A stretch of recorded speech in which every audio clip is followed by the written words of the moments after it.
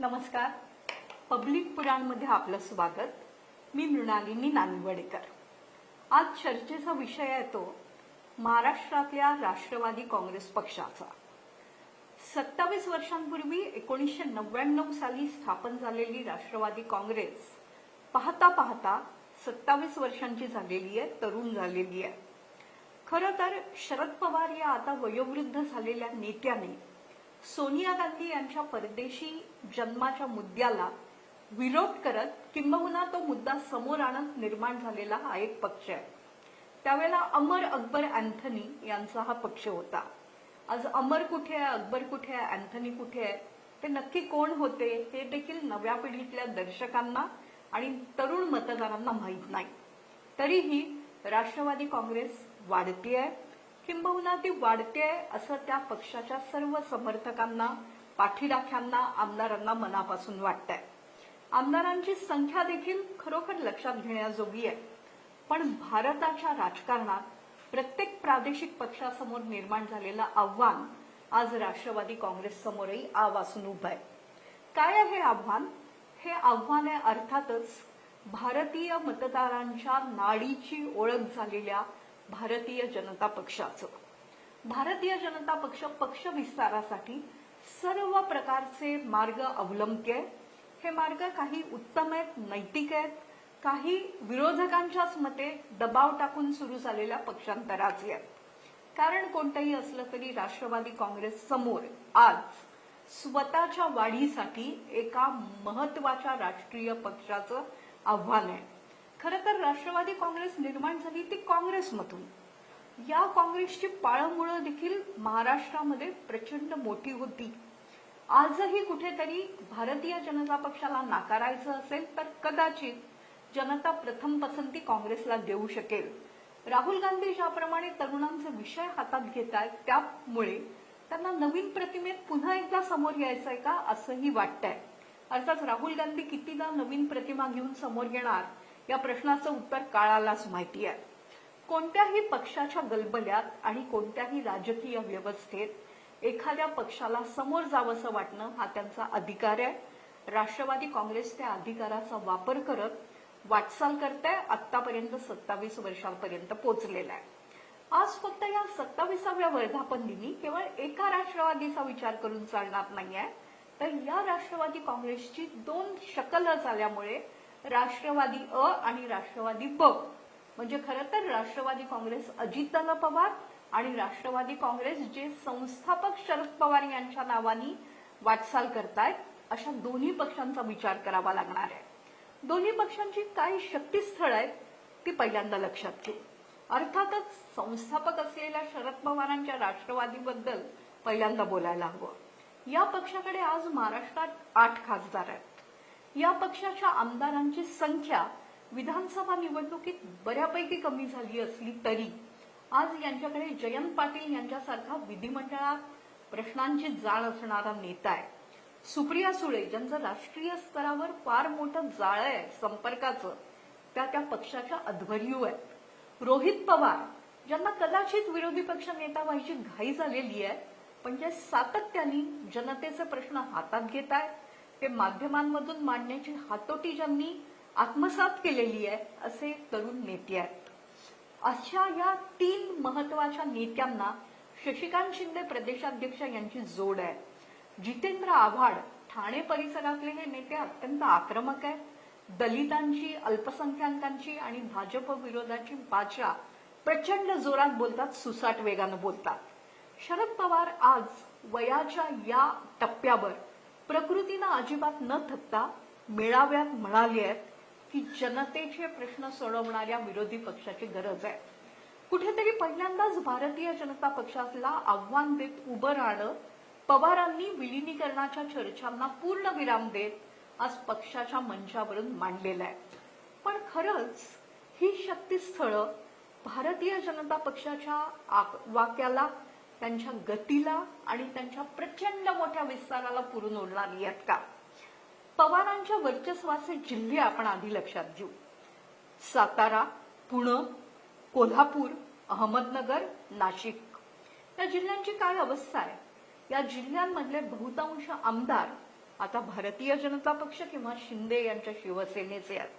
या जिल्ह्यातले निवडून आलेले नगरसेवक, स्थानिक स्वराज्य संस्थांमधले प्रतिनिधी यातही बाकीच्या पक्षांनी ढोपर मारत राष्ट्रवादी काँग्रेसला बाजूला करत स्वतःसाठी जागा करून घेतलेली आहे. आता दुसऱ्या पक्षाबद्दल म्हणजे अजितदादा पवार यांच्या नेतृत्वातल्या राष्ट्रवादी काँग्रेसबद्दल बोलू. त्यांची शक्तीस्थळं काय आहेत? अजितदादांचं अकाली झालेलं निधन हा एक दुर्दैवाने समोर आलेला प्रसंग हे खरं तर राष्ट्रवादी काँग्रेस अजितदादा गटाचं फार मोठं शक्तीस्थळ ठरू शकतं. अजितदादा असताना ते कशा प्रकारे काहीही वागतात, किती आक्रमक आहेत याच्यावर टीका करणारे नागरिक देखील किंवा राजकीय विरोधक देखील त्यांच्या अकाली मृत्यूंनी हेलावलेले आहेत. या हेलावण्यातनं भारतीय राजकारणामध्ये एक फार मोठं सहानुभूतीचं वादळ निर्माण झालेलं आपण वेळोवेळी पाहिलेलं आहे. लगेच निवडणुका नाही आहेत त्यामुळे त्यांनी फार फरक पडणार आहे अशाला भाग नाही आहे. पण अजितदादा अकाली गेले या मुद्द्यावर पक्षाची बांधणी अर्थातच त्यांचे राजकारणात जोमाने उभे झालेले पुत्र पार्थ पवार करू शकतील. सुनेत्रा पवार उपमुख्यमंत्री झाल्या आहेत, महाराष्ट्राच्या पहिल्या उपमुख्यमंत्री. धीरोदात्तपणे प्रसंगाला सामोरं तर जातातच आहे, पण पक्षातल्या कोणत्याही विवादात त्यांनी स्वतःला गुंतवून घेतल्याचं चित्र सध्या तरी समोर आलेलं नाहीये. ही अर्थातच पक्षाची शक्तीस्थळ आहे. हा पक्ष सत्तेबरोबर आहे आणि सत्तेबरोबरच राष्ट्रवादी काँग्रेस वाढते हे तत्व 27 वर्षांच्या वाटचालीनंतर लक्षात घेतलं तर हा पक्षाचा, या गटाचा फार मोठा स्ट्रॉंग पॉइंट आहे. त्या आधारे ते काय करू शकतील हा मुद्दा लवकरच समोर येणार आहे. या पक्षासमोरची आव्हानं कोणती आहेत? तर वडिलांच्या निधनानंतर लगेचच त्यांचे एकेकाळचे सहकारी असलेल्या प्रफुल्ल पटेल आणि सुनील तटकरे यांच्याशी निर्माण झालेले काहीसे कथित वाद आणि पार्थ पवार यांच्यावर त्यानिमित्ताने होणारी टीका हा सध्याचा महत्वाचा मुद्दा आहे. जैन, राजेंद्र जैन जे गोंदियाचे आहेत त्यांना राज्यसभेत पाठवून पार्थ पवार यांनी या विषयावर आपण या नेत्यांबरोबर ट्रूस करू शकतो असं दाखवून दिलेलं आहे, जे त्यांच्या भल्याचं आहे. पण जशी रोहित पवार यांची घराणेशाही कदाचित नको वाटू शकते तसंच पार्थ आणि जय पवार यांच्या बाबतही होण्याची शक्यता आहे. मित्रांनो, आपण राष्ट्रीय स्तरावर पाहू, ज्या ज्या पक्षांनी घराणेशाहीची कास धरली आहे त्याला लोकांनी नकार दिला. तमिळनाडूमध्ये स्टालिन यांचं शासन उत्तम होतं, विकासाचा दर अप्रतिम होता, पण कदाचित त्यांनी आपला मुलगा, आपला जावई आणि आपल्या कुटुंब कबिल्याला सातत्याने समोर आणल्यामुळे नाराज झालेल्या जनतेने विजय या राजकीय नवागताचा पर्याय अंमलात आणलाय. ममता बॅनर्जी, शेरनी, दुर्गा पश्चिम बंगालची, त्यांनी देखील अभिषेक बॅनर्जी या आपल्या भाच्याच्या मागे सगळी शक्ती उभी केल्यामुळे नाराज झालेले लोक त्यांच्या अल्पसंख्याकवादी धोरणाचा निषेध करत अभिषेक बॅनर्जी यांचा चेहरा समोर आणत त्यांच्यापासून दुरावले आहेत आणि भारतीय जनता पक्षाला त्या प्रांतात अभूतपूर्व कल्पनेच्या पलीकडचं यश मिळालंय. त्यामुळे कुठेतरी लोकांना घराणेशाही नको आहे आणि मग घराणेशाही आणि घराणेशाहीचं आव्हान हे या पक्षासमोर पुढच्या वाटचालीत विचार करण्यासारखा मुद्दा आहे.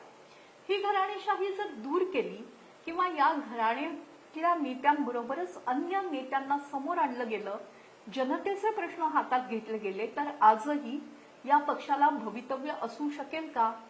तर एक लक्षात घेतलं पाहिजे की 90च्या दशकानंतर महाराष्ट्रानं त्याच्या प्रश्नांना हात घालणारा आणि त्याच्या समस्यांची मांडणी करणारा प्रादेशिक पक्ष आवश्यक मानलाय. एकेकाळी बाळासाहेब ठाकरे यांच्या नेतृत्वातील शिवसेना महाराष्ट्राचा हुंकार झाली. आज याही शिवसेनेची शक्ल झाल्यामुळे शक्ती क्षीण झाली आहे, पण प्रादेशिक पक्षांना इथे जागा आहे हे शिवसेना वारंवार दाखवून देते. राष्ट्रवादी काँग्रेस हाही प्रादेशिक पक्ष, आपण मगाशी जिल्हे पाहिले, 2.5 जिल्ह्यांपुरता खरं तर मर्यादित, पण तिथल्या ग्रामीण अर्थकारणाशी, सहकाराशी जबरदस्त नातं सांगणारा. ही नाळ जर तुटली नाही तर राष्ट्रवादी काँग्रेस खरंच पुढे जाऊ शकेल का? वस्तुनिष्ठपणे विचार करायचा झाला तर भारतीय जनता पक्ष प्रचंड मोठं विस्ताराचं धोरण राबवत आहे. त्यांच्याबरोबर असलेल्या शिवसेनेच्या एकनाथ शिंदे यांना देखील या परिस्थितीची कल्पना असल्यामुळे ते देखील त्यांच्या पक्षाचा प्रचार फार मोठ्या प्रमाणावर करतायत, ताकदीनिशी करतायत पक्ष रसरशीत करायचा प्रयत्न सुरू आहे. त्यामुळे या दोन सत्ताधारी पक्षांबरोबर आता अजितदादाच्या निधनानंतर छोटीशी झालेली सत्तेतली राष्ट्रवादी कशी वागेल, स्वतःच्या विस्ताराच्या योजना कशा पुढे आणेल यावर विचार करणं आवश्यक झालंय त्या पक्षाला. आणि अर्थातच शरद पवार यांच्या नेतृत्वातल्या दुसऱ्या गटाला सत्तेविना राष्ट्रवादी काँग्रेस वाढेल का? आतापर्यंत सत्तेविना राष्ट्रवादी काँग्रेस कुठेही यशस्वी झाली नव्हती. या मिथकाला तोंड द्यावं लागणार आहे. आज प्रादेशिक पक्ष या नात्यांनी स्वतःची भूमिका मांडत जनतेच्या आकांक्षांची नातं सांगितलं गेलं तर कदाचित कोणत्याही राजकीय पक्षाला मोठं भवितव्य आहे.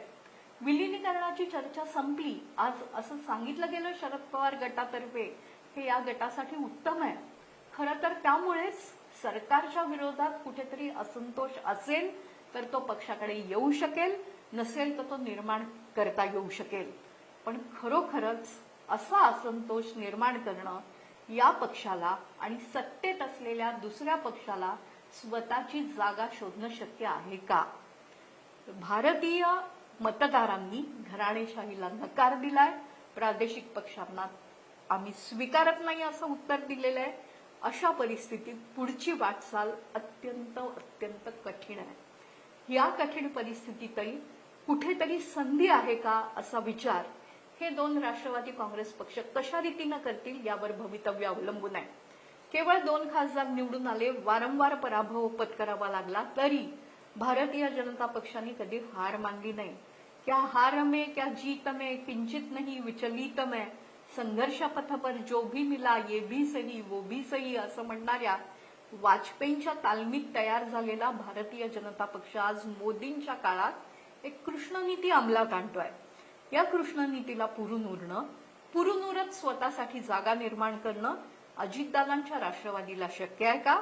आणि या महाकाय पक्षाला विरोध करत स्वतःची पावलं आणखी पुढे नेणं शरद पवार यांच्या नेतृत्वातल्या राष्ट्रवादी काँग्रेसला शक्य आहे का? हे येत्या 2 वर्षात उलगडणारं कोडं आहे. प्रादेशिक पक्ष आहे, महाराष्ट्राच्या मातीत जन्मलेला आहे, त्यामुळे वर्धापन दिनाच्या शुभेच्छा आहे.